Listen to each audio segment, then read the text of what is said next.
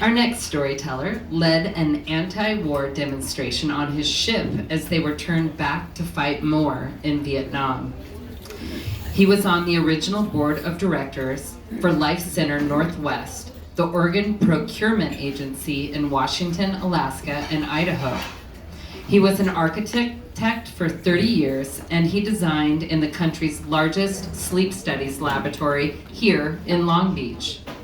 Something people wouldn't guess about him is that a nude photo of Mushroom was displayed in the Los Angeles County Museum and the governor's mansion. Saucy, all right. Wow! His joy in life is to play often, and what matters the most to him is kindness. Please put your hands together for Mushroom Montoya.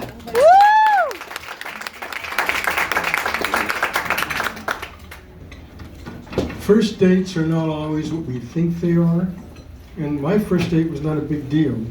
So I'm going to talk about a different kind of first date.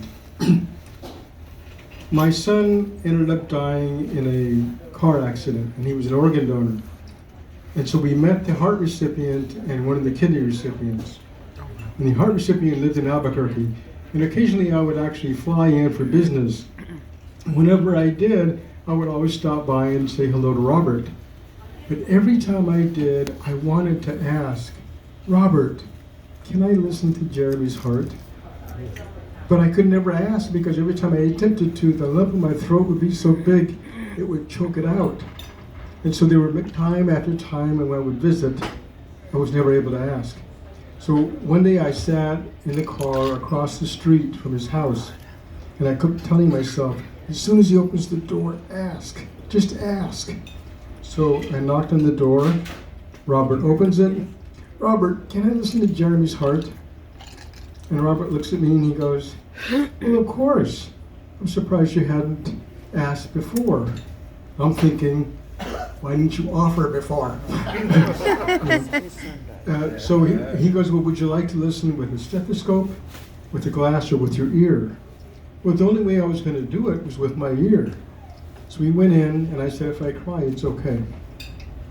So I put my arms around Robert as he's sitting down, and I listened to this wonderful thump, thump, thump of my son's heart inside Robert's chest.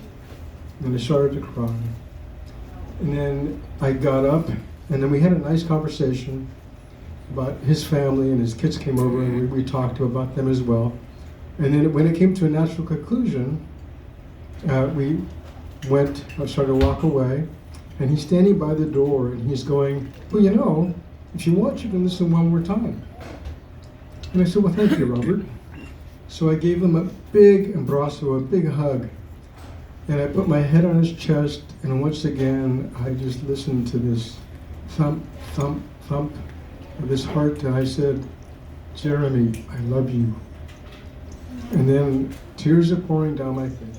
So I step away, and Robert's eyes are crying.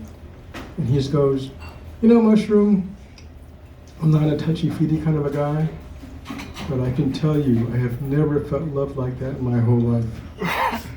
So that's that part of the story. Now, aside to that, now something that some people do not know about me is that my father was actually a Catholic priest. But that's another story as to how that came about. But Robert was in his parish. And so Robert called me up and he said, did you say that your dad was a Catholic priest? And is his name Ernest Montoya? And I said, yes. And he goes, I think he's my parish priest. So he went and talked to him. And then my dad called me up and he goes, yeah, whenever I go see Robert, I always say, hi, Robert, I'm here to see my grandson. You know, so that's the end of my story. And I would like to leave you with, you know, I hope that you are all organ donors and you all have that on your driver's license, because it would be so sad to send away and to bury perfectly good body parts. Thank you very much.